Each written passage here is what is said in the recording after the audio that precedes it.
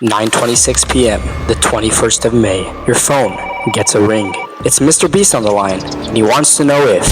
Okay, screw the professional intro. Seriously, what are the chances of winning a MrBeast challenge? To start, let's briefly discuss who is MrBeast and what does he do. His name is Jimmy Donaldson, and his videos go something like this. If you had a fear factor, and the price is right, and together they got married, and they had a baby. And that baby was on caffeine and an insane amount of adrenaline. That's his videos. And when we're talking about prizes, we're talking about cash. We're talking about cars, houses, and even an island. Like, what are you going to do with an island? Start your own country? And the challenges themselves are completely nuts. Like burying yourself alive, or filling your friend's house with 100 million Orbeez. And now that we know who he is, what his videos are about, and the price he pays, let's discuss the actual hardships to winning a MrBeast challenge. Starting off, we have the physical aspect of MrBeast challenges. Participants might have to stand for hours, hold on to objects without letting go, or perform other physically demanding tasks. For example, world's most dangerous escape room, or world's most dangerous trap. In all of these style videos, one must be very athletic to be able to compete and possibly win in the challenge. Going on, we have the mental toughness of MrBeast challenges. This is a major hurdle. Challenges can last for weeks, requiring participants to stay focused and avoid boredom, and on top of that, to manage stress. And let's not forget about the sleeping situation in his challenges, which are pretty tough. Then we have the challenges that require strategic thinking and specific skills. For example, in competitions involving puzzles, mazes, or games, contestants need to outthink their opponents, which in itself causes a bit of stress. And then there's alliances, and knowing when to make a move is a crucial part in these scenarios. And then we have the luck factor in his challenges. Many times, contestants are randomly kicked out of the challenge due to them picking the wrong number in MrBeast's mind. And then we have the random elements part of his challenges, which add a lot of fun to you watching the video. But for the contestants, this can drastically change the course of the competition. The past 5 factors which we just spoke about are within you. Now imagine you have 20 other people besides you that have the PMSLR, the physical, mental, skill, luck, and random. And you have it all inside of you, and you know you're fighting against another 20, 50, or even 100 people that have the same drive as you. This heightens the difficulty as each participant strives to outlast or outperform the others. In some cases, a competitive environment can also lead to psychological pressure and stress as participants try to outwit each other. And then, besides for you and your friends, you have the environmental conditions, as challenges can take place in harsh or uncomfortable environments. Whether it's extreme heat, extreme cold, or confined spaces, the physical environment often adds an extra layer of difficulty. For example, staying on a deserted island, or in a circle on a hot day. All this can be very taxing.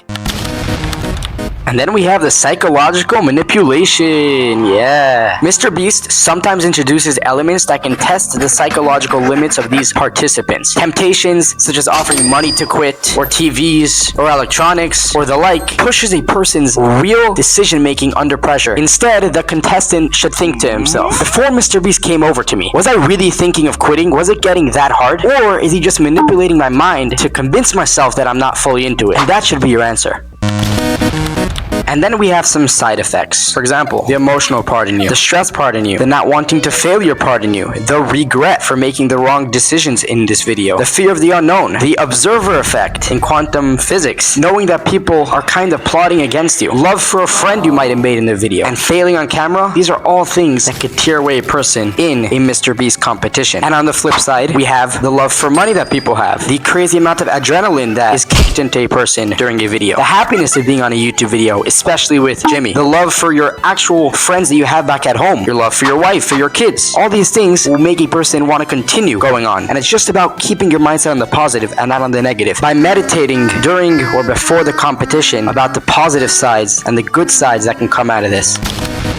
Simply put, if you're in a competition with 99 other people, your percentages are 1% of winning. However, if you have an excellence in physical strength, in mind, in spirit, in everything mentioned above, your percentage can go up to around 5%, unless your luck is terrible, and then just forget about it. But look, his name is MrBeast for a reason. You literally have to be a beast to win his competition.